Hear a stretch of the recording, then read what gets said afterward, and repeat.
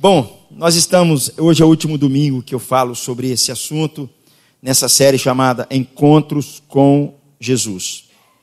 Tá bom? Falamos várias coisas. Domingo passado, eu quero adiantar um pouquinho, eu falei sobre Jesus encontrando com Maria Madalena e a grande dificuldade que Maria tinha de crer na ressurreição de Jesus. E a maioria das pessoas também tem dificuldade de crer. Tá? E nós aprendemos que Jesus foi ao encontro delas. Mas também falamos que a nossa fé é racional. Minha fé é formada por evidências, por histórias e tudo mais. É o que eu tento também falar e provar para as outras pessoas isso também. Hoje eu quero pensar com você talvez um assunto um pouco mais amargo, um pouco mais apertado. Como eu falei domingo passado, Maria Madalena foi a primeira cristã na história da Bíblia. Foi a primeira pessoa cristã verdadeira, porque ela acreditou que Jesus havia morrido, ressuscitado e estava na frente dele agora. Isso é a fé cristã.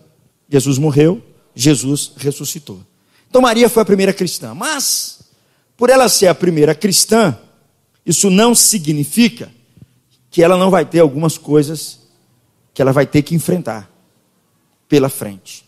Eis o nosso grande problema. Eu tenho falado que uma pergunta que sempre fica quando nós estudamos sobre os encontros de Jesus é com respeito...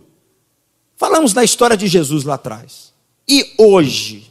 É possível hoje você ter um encontro com Jesus? Será que é possível hoje? Eu estou falando de histórias de 2000 anos atrás. E eu estou falando que todos os encontros que Jesus teve, ele mudou a vida das pessoas. Ele transformou a vida das pessoas. Eu não estou repetindo isso. Ninguém que encontra Jesus sai do mesmo jeito. Ou você sai com muita raiva de Jesus, ou você sai se rendendo e se ajoelhando aos pés dele. Não tem saída. E normalmente o que eu tenho aprendido é mais ou menos assim. Quando é um cara com a vida toda detonada, toda destruída, né, Tiago? Ele fala, Jesus, como eu preciso do Senhor. Quando é um cara que ele acha que é um cara muito certinho, que está tudo bem com a vida dele, Jesus é só um detalhe, ele sai assim, eu preciso matar esse homem. Era assim que Jesus fazia no tempo dele. Então, gente, a minha pergunta é possível nós encontrarmos Jesus hoje? Eu tenho enfatizado até o presente momento que justamente Jesus, ele não veio para ser seu exemplo. Jesus não veio para ser exemplo para ninguém. Jesus veio para morrer numa cruz.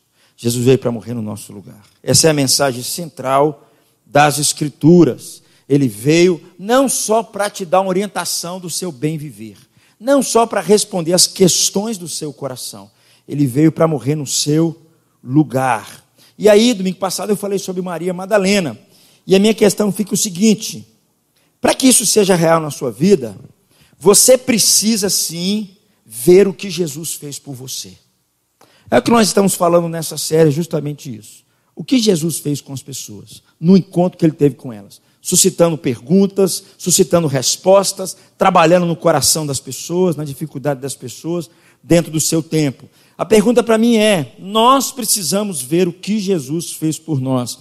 E é nesses acontecimentos da história de Jesus, da vida de Jesus, é que nós vamos conseguir enxergar com mais clareza como Jesus pode se tornar o seu Salvador.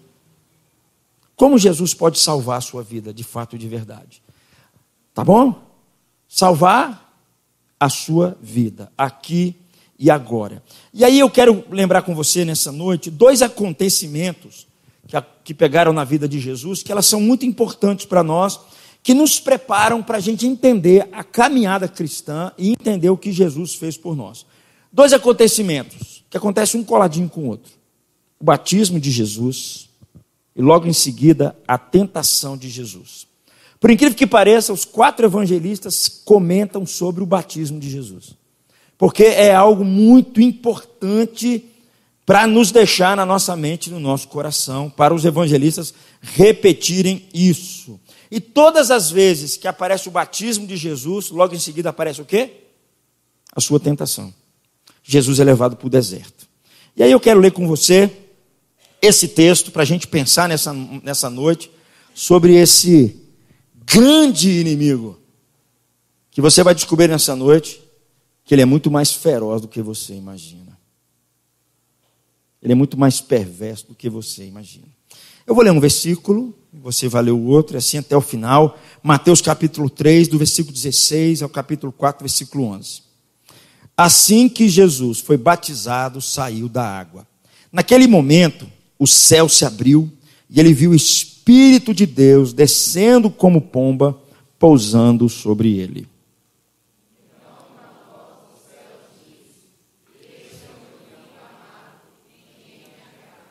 Então foi Jesus levado pelo Espírito ao deserto para ser tentado pelo diabo.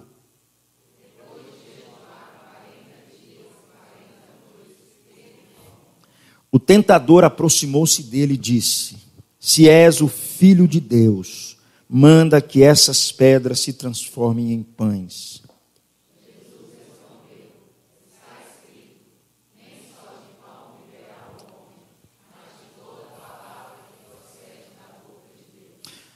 Então o diabo levou a cidade santa, colocou-o na parte mais alta do templo e lhe disse: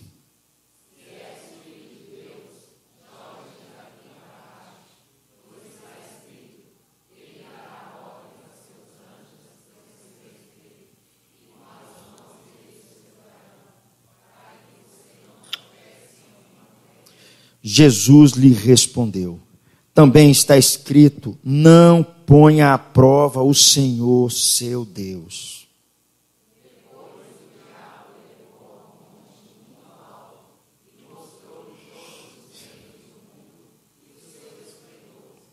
Ele lhe disse: tudo isso te darei, se prostrado me adorares.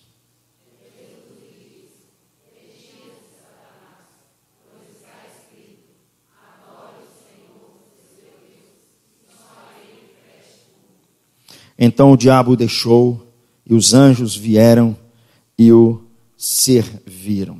O batismo de Jesus é o único evento que acontece nos 4 evangelistas. Os 4 evangelistas, na hora de registrarem, eles fazem questão de colocar o batismo de Jesus. Porque isso é crucial, isso é muito importante. Mas só Mateus faz um detalhe que os outros não fazem. Quando nós lemos o texto de Mateus, ele coloca uma palavrinha no meio que é muito importante a gente prestar atenção nela. Porque logo depois do batismo, Jesus ele é tentado por Satanás. E aí o evangelista João coloca uma palavrinha no meio aí, dizendo assim, então, até grifei ali, então, o que isso quer dizer então? Em outras palavras, quer dizer, em vista disso, em vista de quê? Antes, Jesus havia ouvido uma voz do seu pai dizendo, tu és meu filho amado. Eu tenho tanta alegria em você, eu tenho tanto prazer em você. E aí o Mateus coloca assim, então Jesus foi levado para o deserto para ser tentado. Em vez disso, depois dessa grande bênção, depois do seu grande sucesso, depois desse momento tão espetacular, sabe o que vem? Prova e tentação. É isso que esse texto está nos ensinando. Parece, meus irmãos, que ninguém jamais consegue, ninguém nesse planeta nosso, consegue assegurar para si uma vida de sucesso, uma vida de alegria, uma vida de bênçãos contínuas. Você pode se esforçar para buscar essas coisas. E nós corremos atrás disso o dia inteiro. Não importa as preocupações que nós tomemos, não importa quão bem as coisas andam na nossa vida, alguém sempre parece vir para arruinar tudo. Você já teve essa percepção? Parece que está tudo bem, quando pensam que não, chega alguma coisa, chega uma notícia para arruinar tudo. Pessoas talentosas, pessoas inteligentes, pessoas bem esclarecidas, elas são incapazes de fugir dos altos e baixos da vida. Quem aqui nunca enfrentou alto e baixo na vida? Saiu de um tempo de grande sucesso, quando pensa que não, enfrentou uma grande ruína. Talvez você pense como eu penso. O negócio é o seguinte, Renato, eu preciso me desempenhar melhor. O negócio é simples. Eu tenho que buscar viver uma vida correta. Se eu buscar viver uma vida correta, se eu buscar obedecer a Deus, se eu buscar fazer as coisas tudo certinhas, se eu pedir a Deus para Deus me proteger, então não vai haver luta, não vai haver sofrimento, não vai haver ruína, não vai haver turbulência na minha vida. Faça isso. Busque se empenhar de todas as formas possíveis para procurar a melhor maneira de você viver. Peça a Deus para Deus te proteger. Peça a Deus para cuidar de você. Faça isso. Empenhe o melhor que você tem para fazer isso. E se você pudesse, meu irmão, mais do que isso, vencer todas as falhas e imperfeições da sua vida. Porque tem muitas coisas que acontecem na nossa vida porque nossas falhas, concordam comigo? Coisas do nosso temperamento, coisas da nossa cabeça ruim, acontecem coisas assim na nossa vida. E aí, eu quero dizer para você o seguinte: e se você se empenhasse para, de fato, fazer fugir de você todas as suas falhas, todas as suas imperfeições? Se você conseguisse se tornar um dos caras mais sábios de todos os tempos, compreender todos os caminhos que Deus colocou, desvendar todo o coração humano, se você pudesse viver dessa forma, eu ainda continuaria com a mesma pergunta. Se você conseguisse viver uma vida que você não vacilasse com Deus, que você não tropeçasse com Deus, que você não vacilasse com as pessoas, se a sua vida fosse extremamente agradável a Deus, talvez você pensaria como eu penso: agora vai dar tudo certo. Minha vida agora vai andar de vento em popa. Porque eu estou fazendo tudo correto, inclusive eu estou fazendo aquilo que Deus agrada. Então Deus vai me proteger, Deus vai me abençoar, eu vou viver agora uma vida sábia, eu vou viver agora uma vida santa, não vou ter problema nenhum. É correto esse pensamento? Seria certo as pessoas pensarem assim? Creio que não. E a razão é muito simples. Muito simples. Ninguém foi como Jesus. Ninguém. Ninguém foi perfeito como Jesus. Ninguém foi santo como Jesus. Ninguém viveu a vida como Jesus viveu. Ninguém agradou a Deus como Jesus agradou. Ninguém obedeceu a Deus como Jesus obedeceu. E o texto que nós lemos, ele ouviu uma voz do céu dizendo: você é o meu filho amado. Eu tenho uma alegria enorme em você. Ele foi capacitado por Deus, e o Espírito de Deus estava conduzindo a vida dele, mas o que acontece logo em seguida, com essa palavrinha dita aqui, então, sabe o que acontece? Ele é conduzido para o deserto, para ser tentado pelas garras do diabo. Você percebe a sequência? De forma tão simples. O amor e o poder de Deus, depois da vida de Jesus, ele ouve uma voz: você é meu filho amado. Logo depois ele é tentado, e logo depois, na caminhada de Jesus, Jesus não tem mais sossego. Jesus não tem mais sossego. As pessoas traem Jesus, as pessoas enganam Jesus, as pessoas, na verdade, Jesus passa fome, Jesus tem momentos dificílimos na sua caminhada. Essa palavrinha, então, ela é muito importante. É como se Mateus estivesse dizendo assim: leia os meus lábios. Ninguém está livre das tribulações. Ninguém está livre das tentações. Por melhor que você seja, por melhor filho que você seja, por melhor marido que você seja, por uma pessoa mais correta que você seja, Jesus não ficou livre das tentações e das provações. Jesus enfrentou um grande inimigo. Portanto, meus irmãos, eu quero pensar com vocês justamente sobre isso. Porque às vezes nós nos enganamos com pensamentos como esse. Porque nós esquecemos de um detalhe. Muitas pessoas têm esquecido de um detalhe muito importante que eu vou citar aqui para vocês. Na verdade, é o que costuma acontecer com pessoas que amam a Deus, com pessoas que servem a Deus. Normalmente o que vai acontecer com elas é que logo em seguida, na sua caminhada, sou Adelino, ela vai enfrentar muita luta. Eu não conheço ninguém que está buscando de fato a Deus com sinceridade de coração, que não enfrente lutas. Crente que não está enfrentando lutas, está com problema. Lutas que eu falo, é lutas para se parecer mais com Jesus. Não é luta por causa do seu descontrole financeiro, não é luta porque você é um irresponsável, não é luta porque você é um cara ganancioso e gasta demais. Não é luta por causa disso. É luta porque você quer se parecer mais com Cristo. Eu não conheço ninguém assim que não enfrente tribulações na vida, não enfrente problemas na vida. A Bíblia cita um personagem chamado Jó. Eu creio que muitos de vocês já leram a história de Jó. E Jó, no meu ponto de vista, era um cara que vivia uma vida exemplar. A Bíblia nos fala que não havia nada de errado com a vida de Jó. Tudo andava corretamente com a vida de Jó em relação à sua família. Mas, num determinado dia da sua caminhada, tudo virou de cabeça para baixo. O pior de tudo na vida de Jó são os seus amigos. Porque os seus amigos, quando vão visitar Jó, eles começam com um discurso, que é um negócio que, ao invés de ajudar Jó, põe Jó num buraco. O discurso deles é mais ou menos o seguinte: escute, Jó, a nossa vida é produto das nossas escolhas. Se você escolher viver bem e do jeito certo, tudo dará certo para você e a sua vida vai ser um mar de rosa. Você já ouviu isso por aí? Que a sua vida é produto das suas escolhas? Que está dando coisas erradas na sua vida porque você fez escolhas erradas? E aí você pensa o seguinte: poxa, eu preciso consertar as escolhas que eu estou fazendo para melhorar daqui para frente. Eu só sou produto das minhas escolhas. Está dando errado no meu casamento, está dando errado na minha casa, está dando errado no meu trabalho, está dando errado comigo mesmo justamente por causa disso.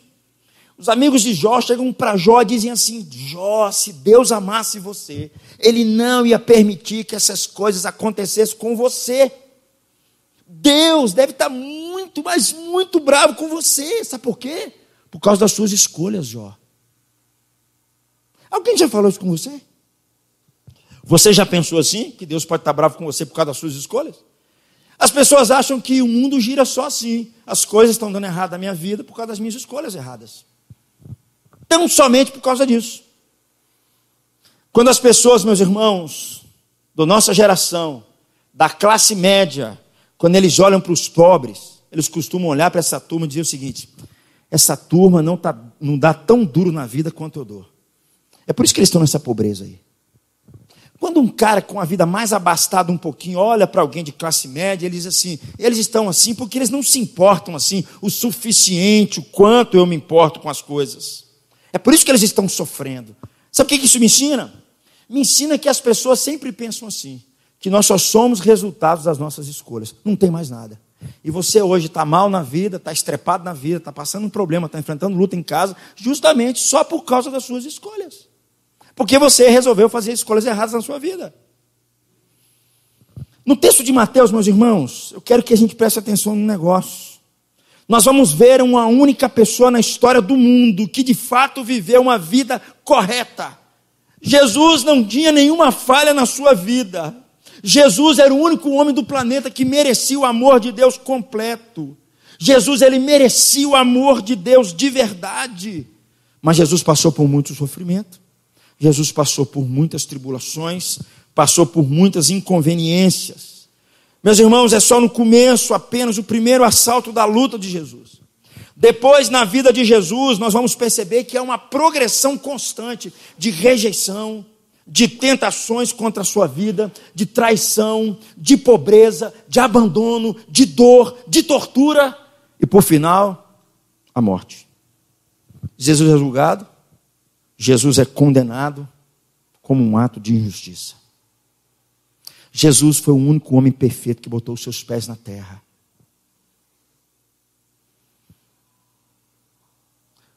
Sabe o que isso me mostra?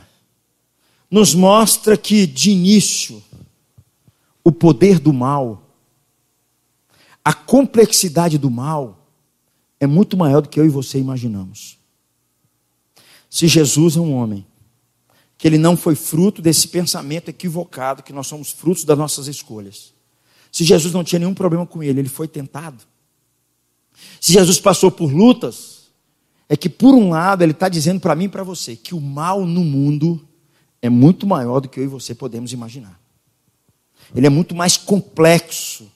As pessoas seculares do nosso tempo, normalmente elas veem o mundo como algo composto só de coisas materiais, só de forças materiais. As pessoas normalmente elas pensam assim, igual, não existe alma, não existe espíritos, não existem demônios, não existem anjos, tudo é mera explicação científica. Isso está na cabeça de um monte de crente. Eu vou dizer, sabe como? É gente que não ora mais, é gente que não se importa com a vida espiritual, é gente que está vivendo a vida como qualquer um vive aí fora. Sabe por quê? Porque ele já não mais acredita nessas coisas. Ele acredita que as coisas estão dando errado, Glasner, porque ele está fazendo escolhas erradas.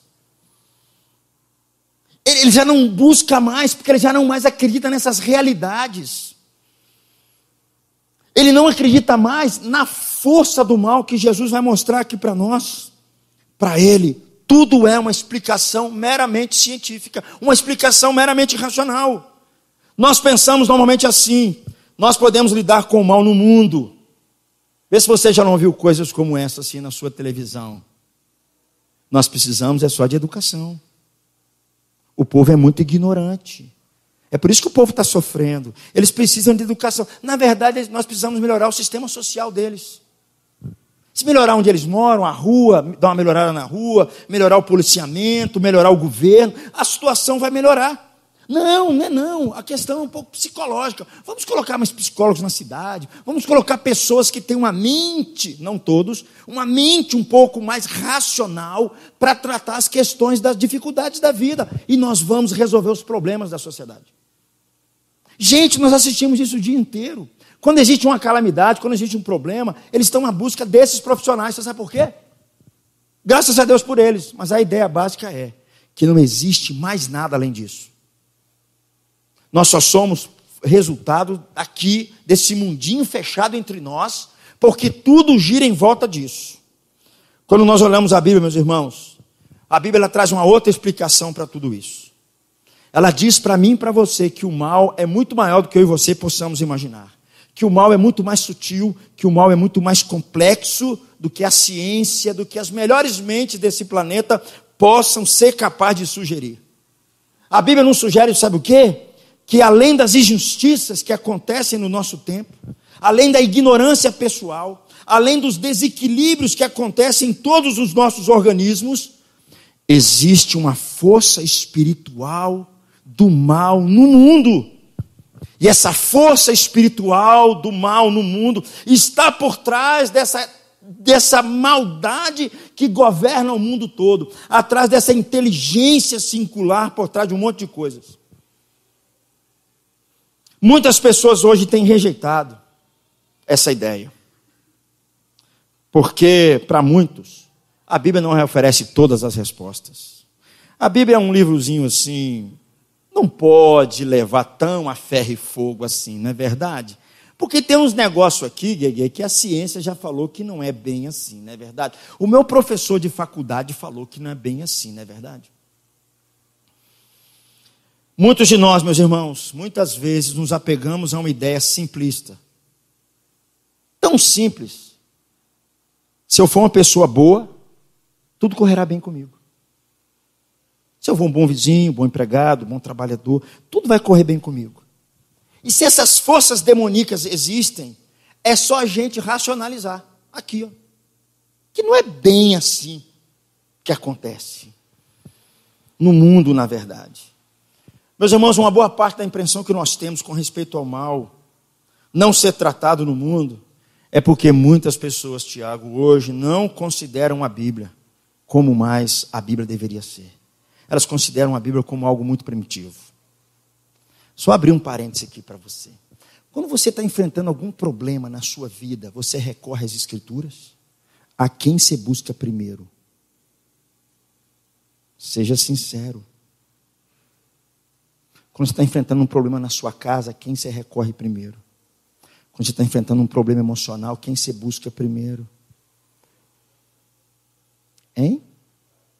Percebe, meus irmãos, como a nossa mente está muito mais contaminada com esse tempo.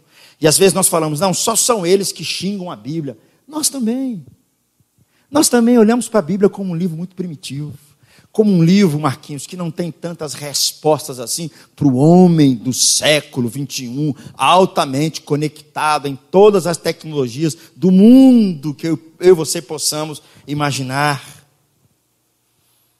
Mas a Bíblia, meus irmãos, se ela estiver correta, eu creio que ela está correta, ela nos diz que existe um tipo de mal que nós precisamos compreender. Existe uma batalha, existe um ataque, existe uma força muito maior do que eu e você possamos imaginar. Existe um inimigo feroz nessa batalha.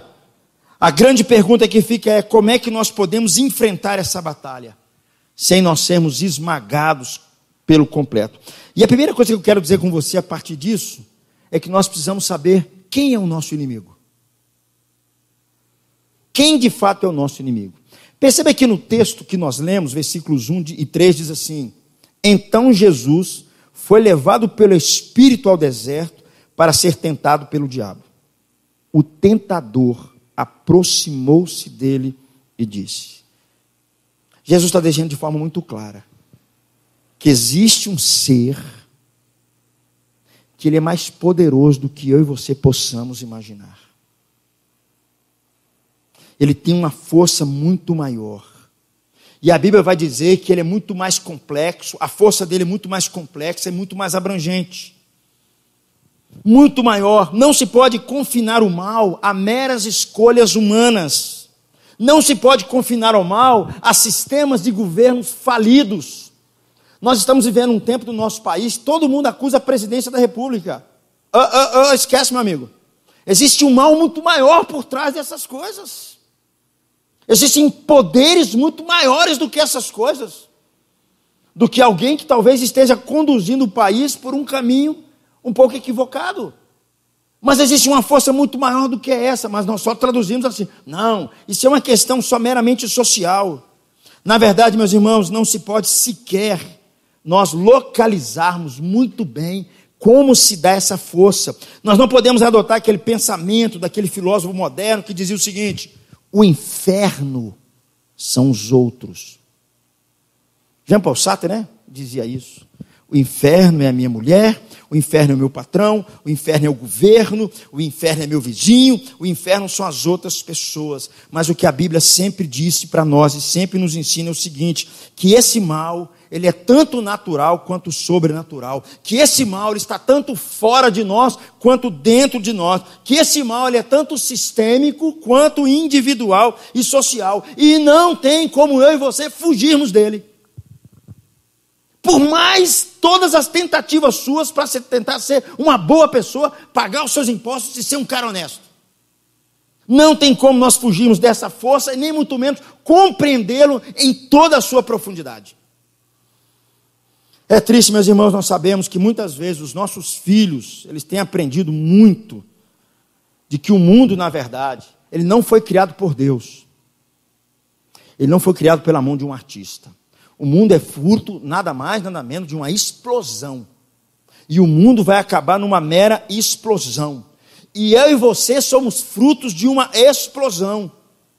E vive aqui o mais esperto, e o mais forte engole o mais fraco. Se eu ficar com esse pensamento na minha cabeça, eu só tenho uma resposta para dar: violência não tem cura.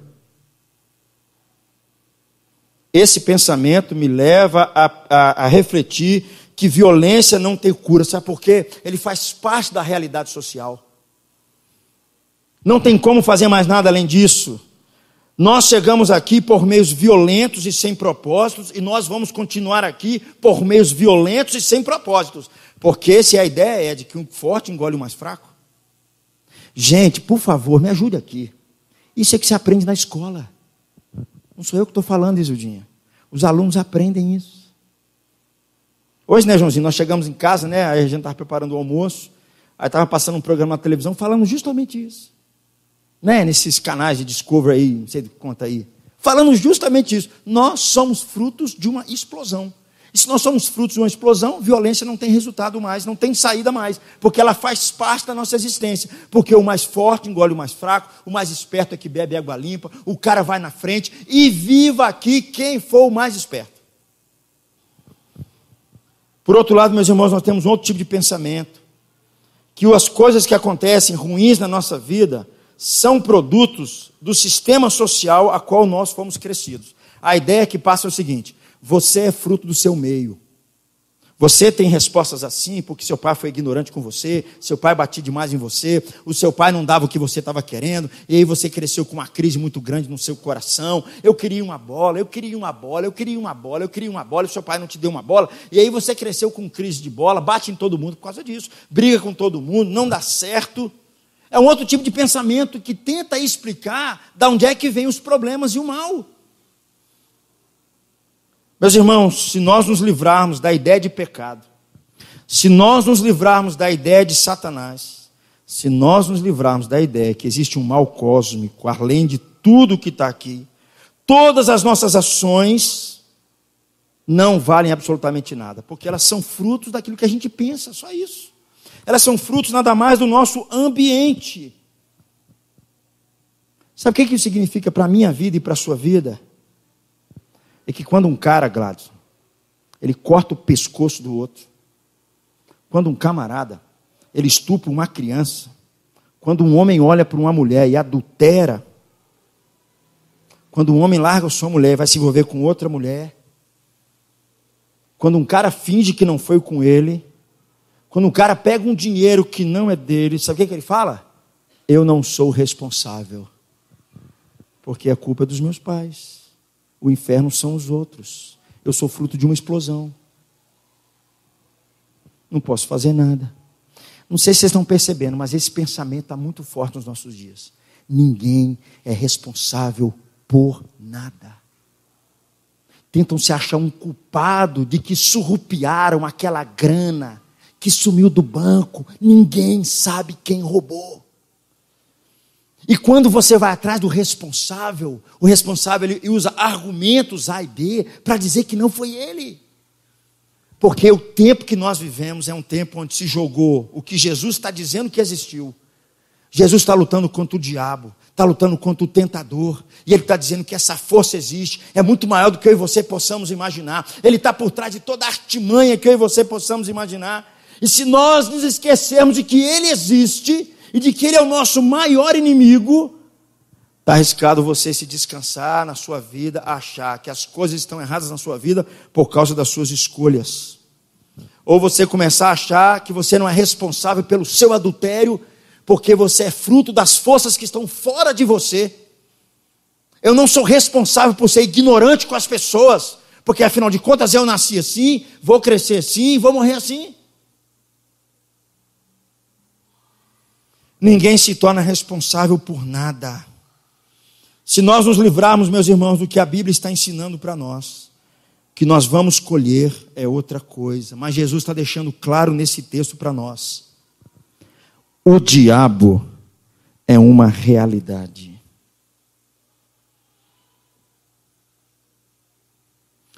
Satanás é uma realidade.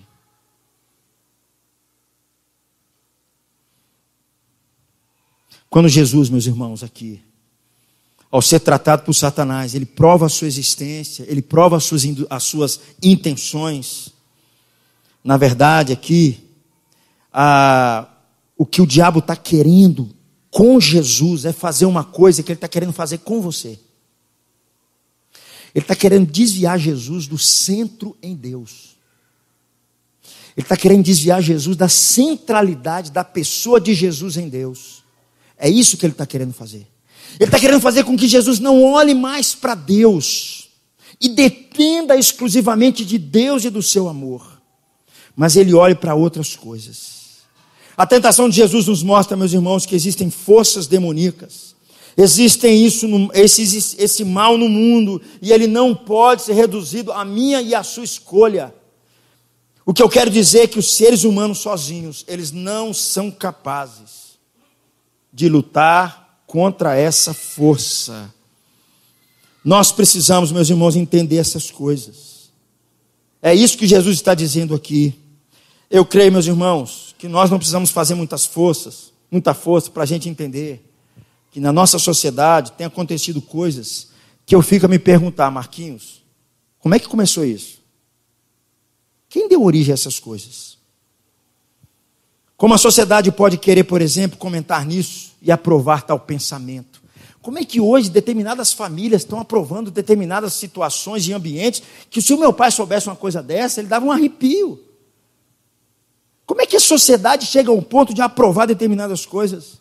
Por exemplo, nós assistimos em nosso país escândalos, falcatruas do dinheiro público, sem cabimento. Lutamos contra a discriminação da cor, porque é estranho saber que um país que tem na sua predominância a cor negra, não se vê esses caras em lugar nenhum, praticamente. Então, como é que surgiram essas coisas? Como é que se surgiu no nosso país, por exemplo, essas ideias de ideologia de gênero? Por que que na nossa nação e no mundo tantas separações? Meus irmãos, por que tanta droga? Por que tanta ignorância espiritual? Por que tanta gente viciada no álcool? Você conversa com as pessoas, Lude. Você conversa, se orienta, e ela continua lá. Por que será tantos adolescentes seduzidos pela sensualidade? Parece que o único valor que as meninas têm é serem sensuais e sexuais. Eu fico perguntando por que essas coisas. Quem começou com isso? Quem está por trás disso tudo? Quem é que está patrocinando o mal no mundo? Quem está patrocinando a destruição da família e da sociedade? Quem está querendo acabar com tudo? Quem está por trás disso tudo? Jesus está dizendo, meus irmãos, tem uma força muito maior do que eu e você possamos imaginar. Algo que vai se amplificando cada vez mais, vai se perpetuando no nosso meio, vai se tornando endêmico entre nós, vai se tornando a ponto tal de alguns dizerem que a corrupção já faz parte da nossa existência sem nenhum problema. Não há problema nenhum se você pegar aquilo que não lhe pertence. Quem é que está patrocinando essas coisas? O que a tentação de Jesus nos mostra, meus irmãos, de forma clara, é que existe o diabo, existe o mal no mundo, e que ele que está por trás de tudo isso, e nenhuma força individual, nenhuma escolha individual errada, é por si só responsável para que a sua vida esteja errada. Não é só as suas escolhas que estão fazendo você caminhar para o caminho errado. É isso que Jesus está dizendo aqui. Bom, meus irmãos, esse texto vai dizer para nós sabemos quem é o nosso inimigo. Eu preciso fazer uma outra pergunta agora. Onde é que fica a sua linha de frente? Onde é que esse inimigo ataca mais? Onde é que o diabo ele ataca mais na linha de frente? Onde é que de fato ele está investindo? Leia comigo o texto, por favor. Eu fiz só um resumo ali. O tentador aproximou-se dele e disse: se és o filho de Deus, manda.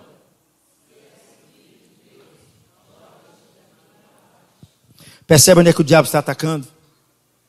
Esse é o principal ataque que ele usa, não só contra Jesus, mas contra a minha e a sua vida. Onde é que o diabo está atacando aqui? Vocês estão percebendo? Deus havia acabado de assegurar para Jesus aqui agora: tu és meu filho amado, eu tenho uma alegria enorme em você. E sabe onde é que o diabo investe? Justamente nesse ponto. Ele vai justamente tentar colocar em dúvida em Jesus, para dizer: Jesus, tu não é o filho de Deus, tu não é amado por Deus, o Senhor não é querido por Deus. Esse é o principal objetivo de Satanás. Ele quer que Jesus ele perca a certeza, a confiança do amor de Deus, da aceitação de Deus, do pleno cuidado de Deus, do amor incondicional de Deus. É nisso que ele está atacando. Meus irmãos, se essa é a principal linha de frente para o diabo, vocês não acham que é isso que acontece com a nossa vida, não? Eva, adivinha onde o diabo está atacando a nossa vida? Para começo de conversa, o diabo aqui, ele quis impedir que você creia que Jesus é de fato o Filho de Deus Salvador. Uma das maiores investidas do diabo é fazer com que as pessoas não creem em Jesus como seu Salvador. Creem um monte de coisa. Se você perceber no batismo de Jesus, ele ouve assim: este é o meu filho amado. Isso é uma alusão ao Velho Testamento, que eles estavam aguardando o Messias. E quando ele fala assim, em ti eu tenho muito prazer em você, eu me agrado em você. Era uma outra alusão ao Velho Testamento, que apontava a figura de alguém que viria sofrendo. É alguém que viria como rei, mas alguém que viria sofrendo. É isso que o texto está aludindo aqui para nós. Era uma promessa de que eles estavam aguardando um rei que viria como um servo, de fato, para salvar e consertar o mundo. Era isso que, quando Jesus ouve aquela voz, é isso que está querendo dizer aqui. E Deus tentava nos levar a compreender o seguinte: Jesus não é apenas um bom homem que nos ensina a viver meias, viver boa vida aqui, nos dá bom exemplo. Não é isso que Jesus veio fazer. A Bíblia veio nos ensinar que Jesus ele não veio acabar com o mal numa tacada só. A Bíblia veio dizer para nós que Jesus ele veio como um rei. E ele não vem ocupar um trono. Ele vai ocupar agora uma cruz. Para fazer isso no nosso lugar. Para ser tentado e julgado. É por isso que ele veio. Sabe por quê, meus irmãos? A fim que nós possamos receber o amor de Deus como um dom de Deus. A Bíblia nos ensina lá em João capítulo 1, versículo 12, que aqueles que creem em mim têm o direito de serem chamados filhos de Deus. A saber, aqueles que creem no seu nome. Sabe onde é que o diabo tem atacado a vida das pessoas? Justamente nisso. Ele vai atacar na segurança do cristão, dizendo para ele assim: você não é tão amado assim por Deus como você imagina. Olha os problemas que você está enfrentando dentro da sua casa. Você tem orado, Alice, por tanto tempo, tem mudado alguma coisa? Para que você vai continuar acreditando nesse papo de que Deus te ama? Olha a sua circunstância, meu amigo. Olha os seus problemas. Foi a mesma coisa que ele atacou em Jesus. E ele tem atacado a nós da mesma forma. Ele tem tentado tirar de nós a segurança que nós temos no amor de Deus. Meus irmãos, uma coisa que eu tenho aprendido, né, Leninha? Sabe que a gente caminha junto aí, quando a gente vai estudar a Bíblia com a Valéria. E eu tenho falado com eles o seguinte: a maior investida de Satanás é justamente essa. É dizer assim para você: não dependa do amor de Deus só. Dependa de outras coisas. Vai trabalhar, cara. Vai viver a sua vida, vai fazer suas escolhas. Vai curtir o seu momento, cara. Não dependa somente do amor de Deus, da segurança do amor de Deus por nós. É isso que o diabo tenta atacar as nossas vidas, como atacou na pessoa do Senhor Jesus. Ele está dizendo assim: o amor de Deus não é suficiente para você. Gladney, se o amor de Deus não é suficiente para mim, o que é suficiente para mim nesse mundo, Gladney? Dinheiro? Um bom emprego? Viagens? Foi o que o diabo ofereceu para Jesus. Te dou todos os reinos do mundo. Jesus disse não para ele. Percebe, meus irmãos, que a investida de Satanás na nossa vida é justamente aqui. Ele quer roubar essa alegria que o cristão tem, de que ele é filho amado de Deus, de que ele foi comprado por um sangue, de que Jesus morreu na cruz por ele, e que Jesus comprou esse cara na cruz, um miserável que não merecia nada, demonstrando por ele um amor profundo por ele, sem ele ter mérito algum. Jesus o comprou. Essa segurança que o diabo quer roubar de nós. E é tão interessante, meus irmãos, porque tem muita gente hoje que pensa o seguinte: eu preciso buscar outros caminhos. Eu acho que não é só suficiente. Eu tenho aprendido que eu abro espaço para pecados na minha vida quando eu começo a desconfiar de fato que Deus me ama. A tragédia humana vem por essa via, porque é por aí que o diabo investe na nossa vida e na nossa história. Sucesso e fracasso, meus irmãos, em nosso trabalho, eles não nos envandecem nem nos devastam. Nós não somos mais conduzidos pela infelicidade com a nossa aparência ou pelo nosso status. Nós não somos mais diminuídos pela crítica como antes. Sabe por quê? Porque a minha imagem, porque a minha autoimagem agora não se apoia nas coisas que eu faço, nas coisas que eu conquisto. Se apoia no amor de Deus por mim. É por isso que essas coisas não me tocam mais. É tão interessante quando a gente fala isso, né? Porque às vezes eu vejo tanto crente reclamão. um cara insatisfeito na vida, um cara chateado, um cara chato muitas vezes, não tem alegria em nada, a alegria dele é muito pequena e muito efêmera. Eu começo a desconfiar que ele está dando brechas para que no coração dele caia uma voz, que é a voz de Satanás no coração dele, dizendo: cara, não dependa só do amor de Deus. É isso que eu tenho aprendido, meus irmãos. E é por isso que Satanás ele vem, e é uma força muito maior.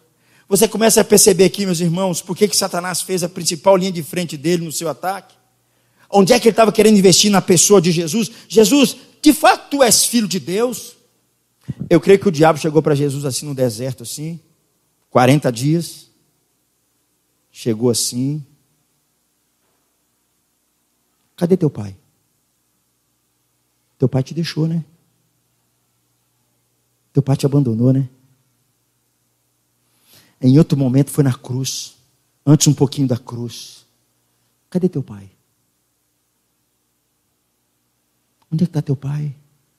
Teu pai vai deixar você passar por isso? Meus irmãos, a gente precisa aprender uma coisa. Que muitas das nossas situações complicadas da nossa vida não é pelo fato que Deus não nos ama. Não. Ele está querendo nos treinar. Ele está querendo nos fazer com que a gente cresça. Ele está querendo nos fazer mais parecido com Cristo Jesus. Por isso, meus irmãos, que eu costumo dizer, eu quero mostrar aqui para vocês, que o diabo ele quer a todo custo impedir que as pessoas adquiram esse tipo de poder. Em relação àquelas pessoas que não creem no cristianismo, o diabo chega para elas e diz o seguinte: ó, Jesus não é a verdade. Aquelas pessoas que creem no cristianismo, mas por um lado elas entendem que a salvação não é um dom de Deus, mas a salvação é mérito e esforço da parte delas, Satanás espera mantê-las na ignorância com respeito ao evangelho. Ignorância com respeito ao evangelho. Ela é uma pessoa muito boa, mas ela é uma pessoa religiosa.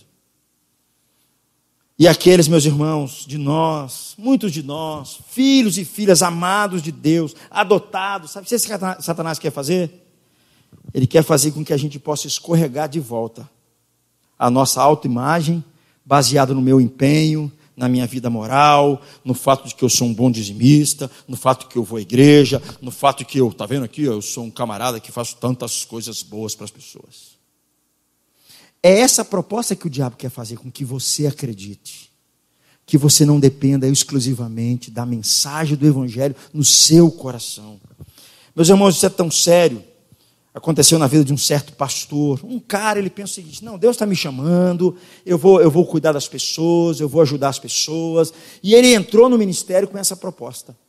E alguma coisa foi tomando o seu coração devagarzinho, e a igreja foi crescendo, e devagarzinho alguma coisa foi tomando o coração dele, uma outra voz foi falando no seu coração, quando pensa que não. Ele já havia abandonado sua mulher, voltou para o álcool, estava vivendo uma vida muito mesquinha, porque ele estava na cabeça dele, Paulo. Ele pregava para as pessoas: não, Jesus me salvou, não, Jesus me salvou. Mas no coração dele, ele não vivia assim. Ele não acreditava nessa realidade. Satanás simplesmente deu um tombo nele. Um dia desse aconteceu um fato interessante. Havia um jovem no nosso grupo que ele vinha.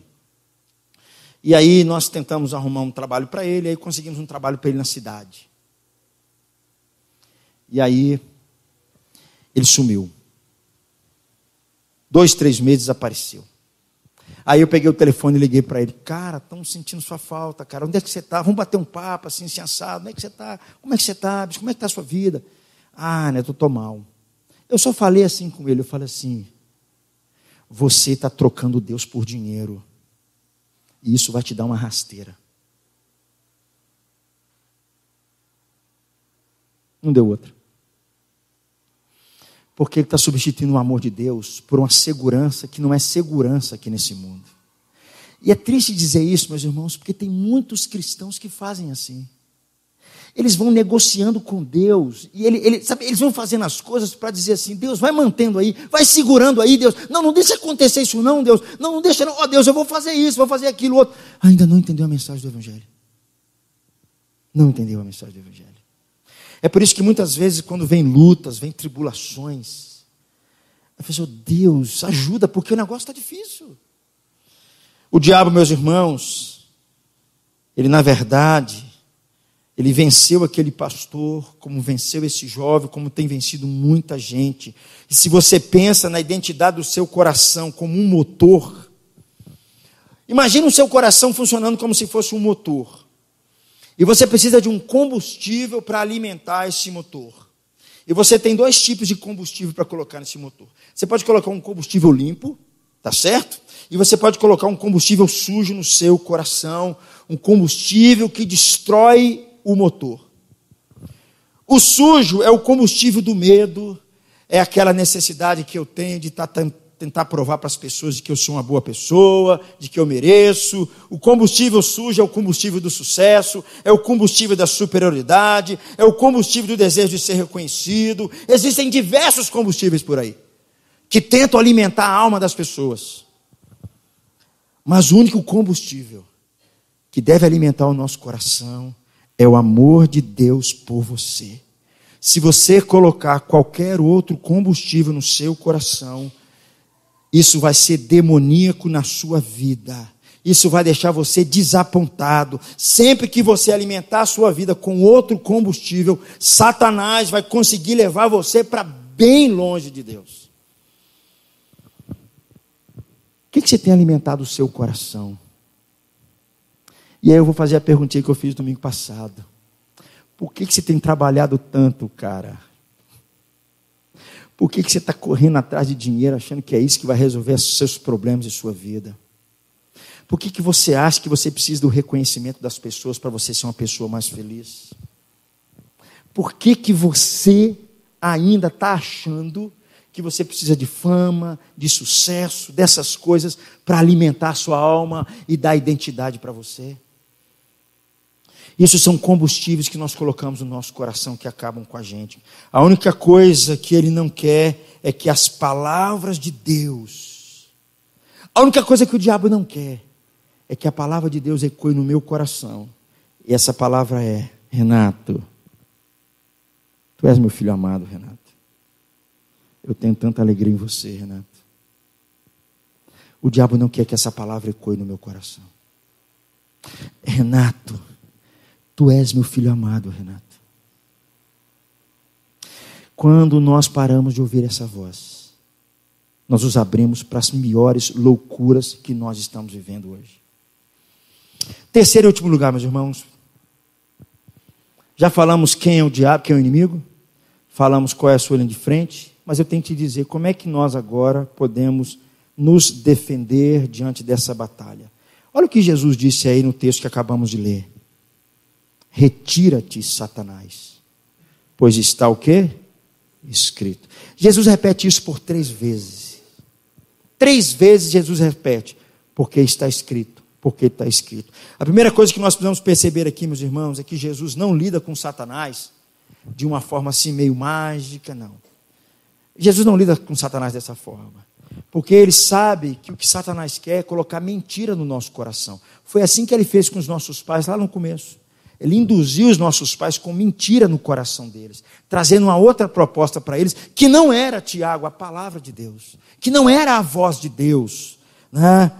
No fundo, o diabo está seduzindo a gente para a gente não viver a palavra de Deus, para a gente não praticar as Escrituras. Você consegue perceber nesse texto aqui, que nós lemos, como é que Jesus usa toda a hora a Bíblia? É essa mensagem que tem que estar evidente no nosso coração. Jesus, ele emprega a Bíblia não só agora, ele emprega a Bíblia agora, ele emprega as Escrituras quando ele está na cruz, ele emprega as Escrituras quando ele está passando a sua vida diária. Jesus era um homem repleto das Escrituras. Jesus não era repleto das Escrituras aqui, as Escrituras de Jesus estavam no seu coração. Jesus, ele vivia a palavra de Deus constantemente, e aqui ele derruba Satanás, sabe como? O diabo, está escrito. Foi Deus em quem disse, foi meu Pai é quem disse, é a palavra dele. Meu amigo, entenda uma coisa, o coração não é apenas a base das nossas emoções, é do coração que nós tiramos os nossos compromissos, é do coração que nós fazemos as nossas escolhas, é do coração que nós determinamos a nossa confiança, é do coração que flui todas as coisas.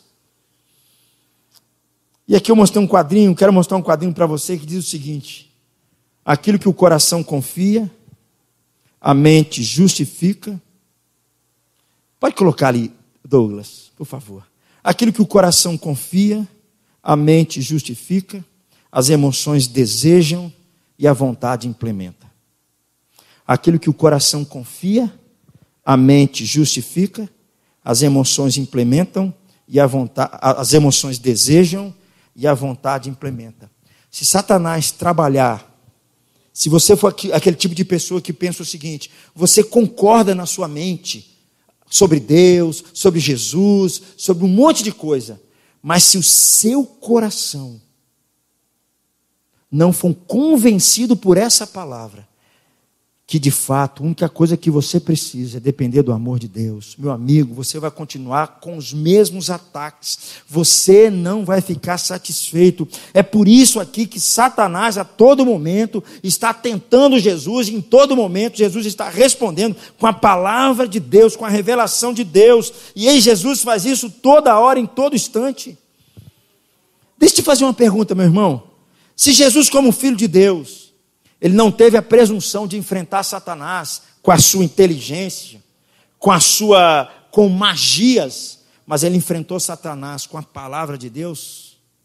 E quanto a nós? Você acha que nós vamos vencê-lo como? Você acha que nós vamos derrotá-lo como? Com a nossa capacidade intelectual? Com o nosso conhecimento? Com a nossa agilidade? Eu sei que isso, meus irmãos, exige de nós tempo. É por isso que a gente tem que vir à igreja. É por isso que a gente estimula as pessoas ao estudo das Escrituras. É por isso que nós queremos nos reunir em adoração. Sabe por quê? Para fortalecer sua alma com a palavra de Deus, meu amigo. Porque a única forma que você tem para derrotar essas coisas que estão na sua frente é fazer como Jesus fez. Mas deixa eu abrir um parênteses aqui para você, que eu já falei isso uma vez. Eu nunca vi uma geração tão analfabeta das Escrituras. Desculpe o que eu estou falando, meus irmãos. Desculpe o que eu estou falando. Desculpe. Mas nós hoje, os cristãos, são rasos demais nas Escrituras. Muito raso. O problema não é ler as Escrituras. Se nós não estamos nem lendo, como é que nós vamos meditar sua delícia nas Escrituras? Como é que nós vamos pegar essa verdade e colocar dentro do nosso coração e a gente responder essa verdade na nossa vida? É por isso que quando nós passamos problema, a quem nós recorremos? Não mais às Escrituras. Nós não nos ajoelhamos mais, nós não buscamos mais força em Deus, nós vamos atrás das nossas estratégias. E é triste o que eu vou dizer, mas é justamente isso que o diabo quer fazer com você. Justamente isso que ele quer fazer comigo. Ele quer dizer o seguinte: não confie na palavra de Deus. Foi isso que ele fez com Jesus. E Jesus está respondendo com a palavra de Deus. Meu amigo, eu creio que o cristianismo é verdadeiro. E o cristianismo me diz que a vida cristã é uma luta. A vida cristã é campo de batalha. Crente que é crente de verdade, ô Jorge, ele enfrenta a luta todos os dias. Lutas espirituais que ele nem sabe de onde vem. Não é só luta física, são lutas espirituais. São lutas com o seu coração. Lutas internas com a sua alma. Lutas contra o seu pecado. Porque ele sabe que é o pecado que desagrada a Deus. Meus irmãos, Jesus está nos ensinando de forma muito clara. Nós só vamos vencer isso se nós formos homens e mulheres da palavra de Deus. Homens e mulheres da palavra de Deus.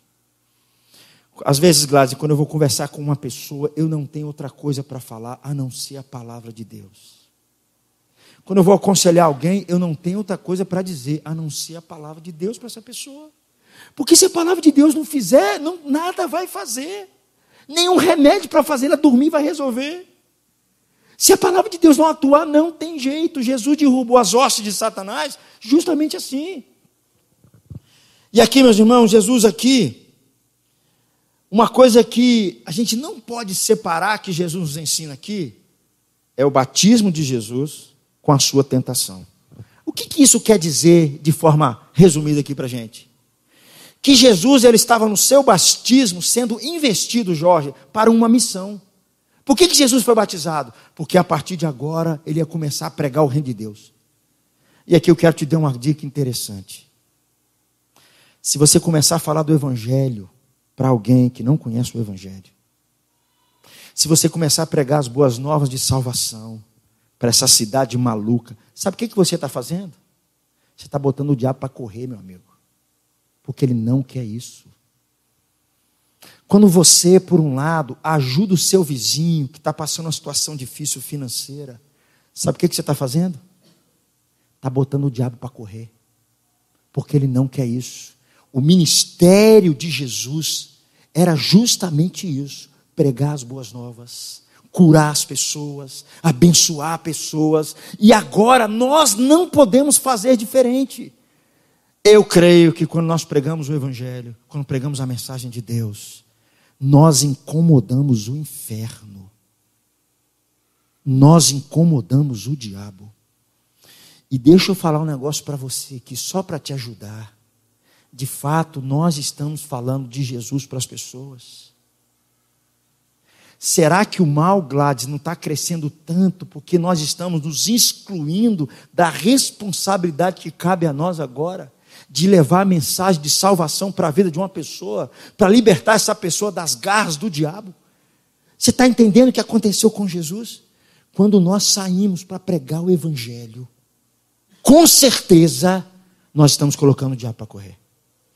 Hoje de manhã eu citei na minha turma isso, quando Jesus manda os discípulos, e eles voltam alegres, eles dizem assim, Jesus fala assim, eu vi Satanás caindo do céu à terra, quando vocês estavam pregando o Evangelho.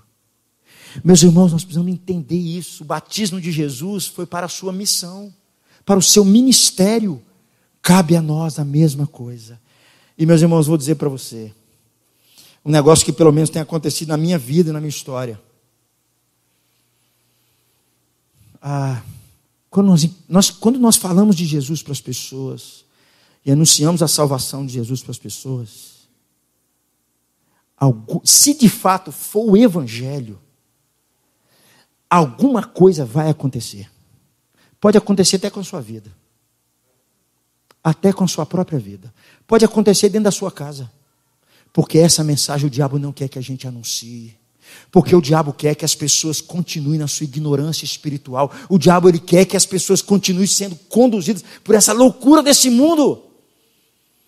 E aqui, meus irmãos, em Hebreus capítulo 4, versículo 15, eu queria que nós lêssemos esse texto, por favor. Já estou caminhando para o final. Portanto, vamos ler comigo? Portanto, visto que temos um grande sumo sacerdote, que adentrou os céus, Jesus Cristo, o Filho de Deus, apeguemo-nos com toda a firmeza à fé que professamos. Pois não temos um sumo sacerdote que não possa compadecer-se das nossas fraquezas, mas sim alguém que, como nós, passou por todo tipo de tentação, porém sem pecado. Apeguemo-nos a Jesus com mais firmeza. Eu quero encerrar dizendo para você uma coisa. Não é só para você confiar na verdade da palavra de Deus. É para você confiar não só na palavra de Jesus, mas você confiar no Jesus da palavra.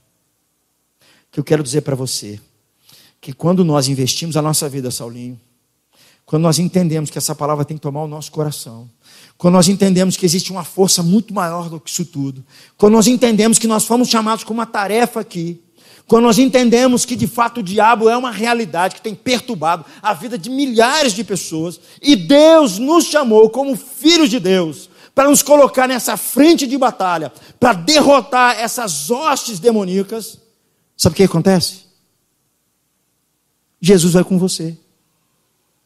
Ele vai ficar do seu lado. Você não vai falar só a palavra de Jesus. O Jesus da palavra vai estar justamente com você. Meus irmãos, eu quero encerrar essa mensagem dizendo para você o seguinte: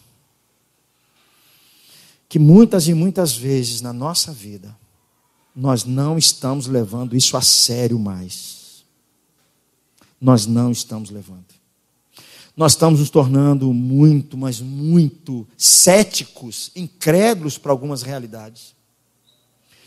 E eu falo isso porque muitas vezes eu olho para a minha vida, eu olho para a minha realidade e eu percebo, Deus, por que eu estou desconfiando do amor do Senhor? Por que eu estou tão bravo porque as coisas estão dando errado? Por que eu estou igual um maluco trabalhando para cima e para baixo? Por que eu só penso em ganhar dinheiro, Deus? Por que eu acho que eu preciso do reconhecimento das pessoas? Quando essas coisas começam a tomar meu coração, eu sei que o diabo está às portas. De alguma forma, ele está querendo perturbar a minha vida. De alguma forma, ele está dizendo para mim assim, Zilene, não acredite, Renato, que Deus te ama. Não acredite que Deus cuida de você. Não acredite, Renato, que Jesus morreu naquela cruz por você. Não acredite nisso, Renato. Vai viver a sua vida. Meus irmãos, que Deus tenha misericórdia de nós. Que Deus visite o nosso coração. Que você saia daqui com um desejo maior. De você buscar mais a Deus. De encher o seu coração com a palavra dEle. De encher o seu coração com a verdade da palavra de Deus. Para que você possa experimentar aqui agora uma profunda alegria de viver para Ele. E uma profunda certeza de que Deus enviou Jesus para morrer por você naquela cruz. E porque um dia você se arrependeu e creu em Jesus, você é o filho amado de Deus, em que Deus tem todo o seu prazer em você. Eu queria orar por você, eu queria convidar você a curvar sua cabeça.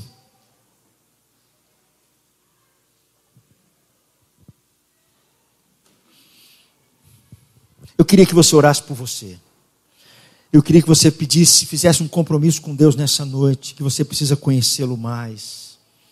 Você precisa se debruçar mais na palavra dEle.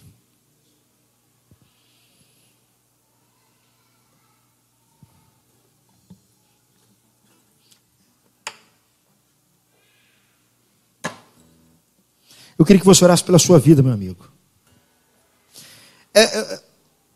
Talvez você está enfrentando tanta situação difícil na sua vida. Eu quero desafiar você nessa noite a você deixar o seu coração ser tomado por essa verdade de que Jesus ama você. Jesus, ele veio por causa de você. Ele veio dar a vida dele para morrer no seu lugar. Não porque você tem algum mérito, porque você precisa ver-se como um pecador miserável, como alguém que não merece o amor de Deus por você, para que a graça de Deus te alcance e você viva essa realidade do amor de Deus constantemente, para que você viva essa verdade constantemente e deixe o seu coração ser enchido pela palavra de Deus. Eu quero desafiar você nessa noite, meu irmão, para que você saia daqui com um desejo maior de falar: Jesus, eu preciso conhecer mais o Senhor. Eu preciso conhecer mais a Tua palavra. Eu preciso encher o meu coração mais com a Tua palavra. Eu quero desafiar você nessa noite, dizendo para você: se você render sua vida a Cristo, se você reconhecer Jesus como seu Senhor e Salvador, se você reconhecer que naquela cruz era o seu lugar ali, eu quero dizer para você que Jesus te sela dizendo: você é o meu filho amado, eu tenho muita alegria em você.